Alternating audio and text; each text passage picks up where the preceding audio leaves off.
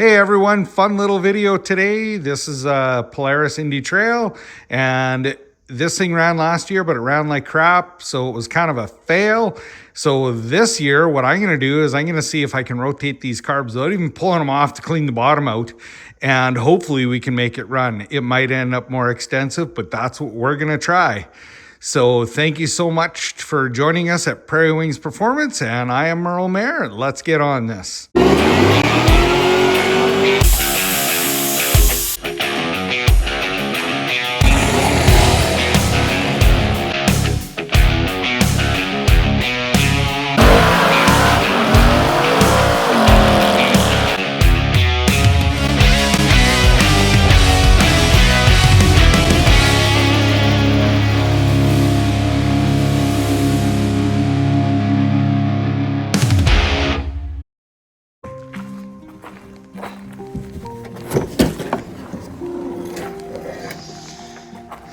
Little carburetors live down there. I'm gonna, wow, we should get some lube. This is not about pins, so we'll deal with this in a second. So really, this is me trying to hit the easy button. I don't know, it could be a total fail. We're gonna give it a go. So all I wanna do, and it might not work, is I want to rotate this carb so I can get the bowl off the bottom of it. It's literally easy button stuff. Does that usually work? No.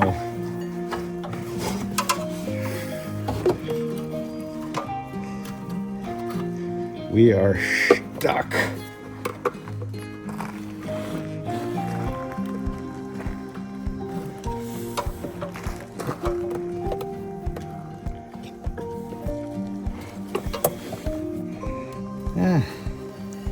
Looks like it might work. Just gotta get rid of the drain line. Haha, this might actually work.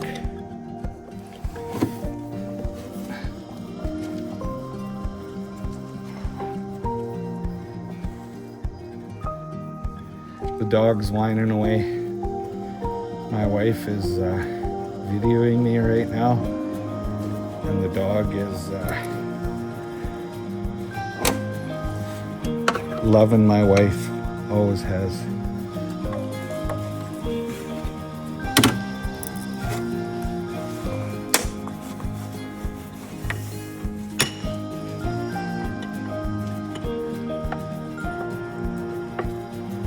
Okay, so usually what's going to go wrong with these is this is going to be gummed up with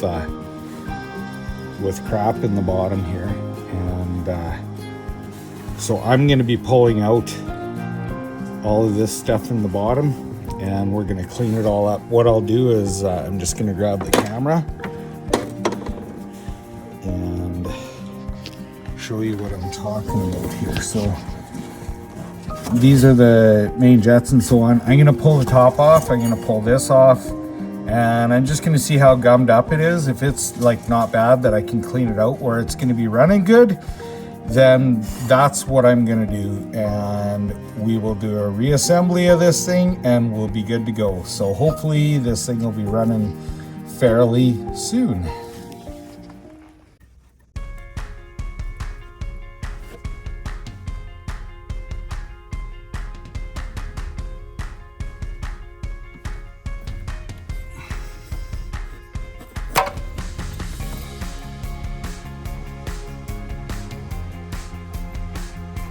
Everything looks pretty good there.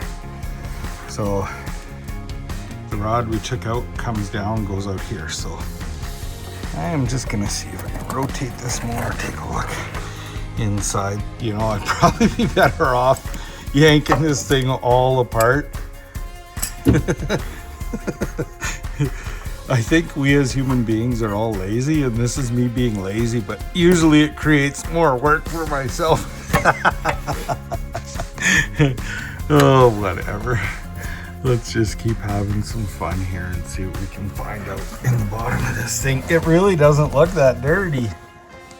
I was expecting to see green slime, but Gotta pull more apart. I can't hold the camera and get my tongue just right to get this out, so once I get it out, I'll show you. So my laziness has caused a fight, but I think this might be my problem. This little tiny emulsion tube was seized in there. I had to fight with it like crazy, but I can't see any light through it. So I'm hoping this was my issue. So what I'm gonna do is I have some really tiny wire and some cleaner. I am gonna clean this up, and I'm gonna take and clean stuff out there and hopefully get this thing going.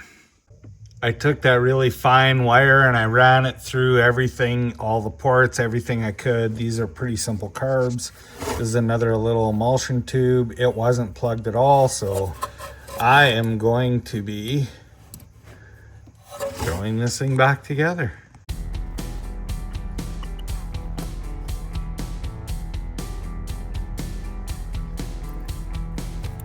This is by no means done. I only did one carb on this thing, but what I want to do is see if I can get it running enough to get it up to the shop.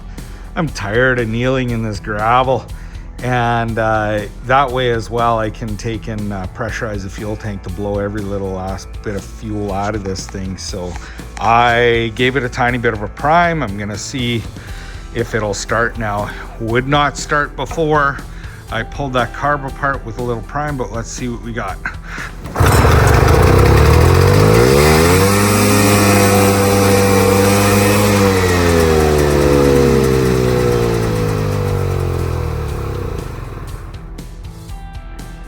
So, yeah, that runs, but it is running away, so I don't know, I might have screwed something up there. We'll have to take a peek. Oh, it's a good thing that I have this thing. I have these sitting on these things to hold up the track, because this thing actually did run away. And I pulled off the top again, like that's where the throttle cable pulls on. And it didn't feel right. The throttle actually didn't feel right. So I must have had something cockeyed or something in there. But I mean, this thing runs already better than it did last year. So I'm gonna give it a pull again. So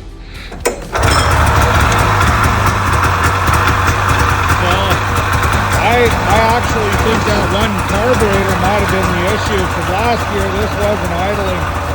So, oh, it doesn't look like it's gonna idle again. I'm gonna get this to the shop, blow that fuel out of it, take that other carb apart, and we'll see what we can find out.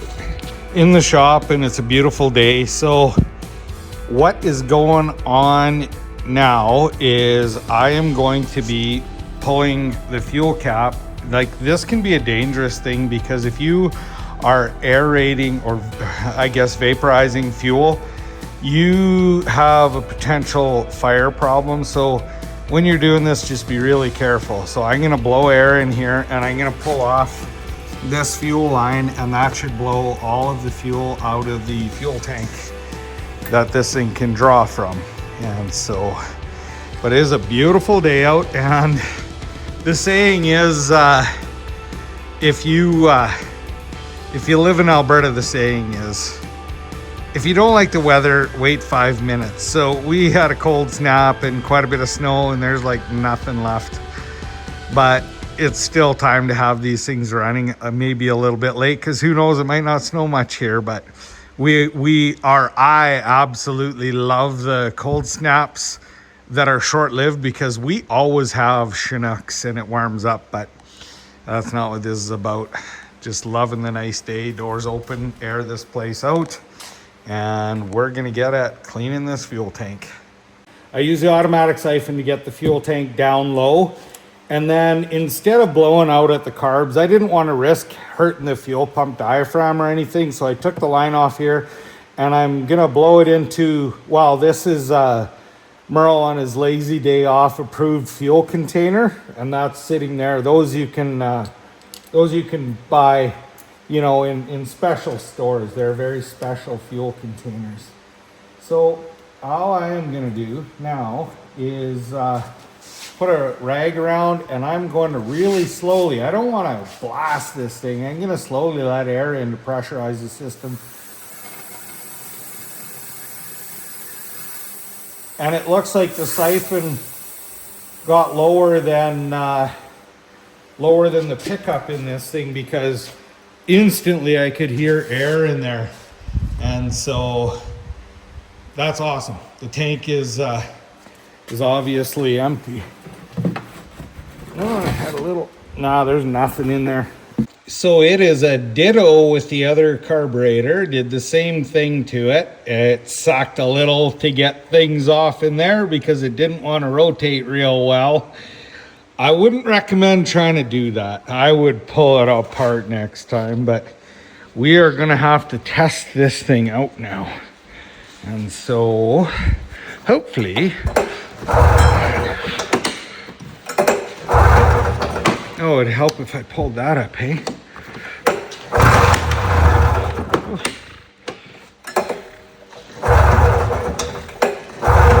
I don't know if I have fuel in there. Let me crank away at it. What do you know, hey? What do you know? Not touching anything, and she's idling away. Didn't have fuel in the carbs, nothing. She's such a beauty, this old girl. Man, well, I guess it's gotta go ride it now, right?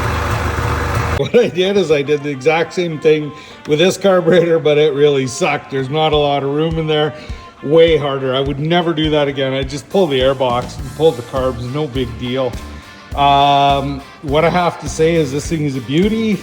And it took me about, I'd say, 6 pulls until it had fuel in the carbs. It sputtered a bit and went, and I didn't have to do any idle screw adjustments, nothing.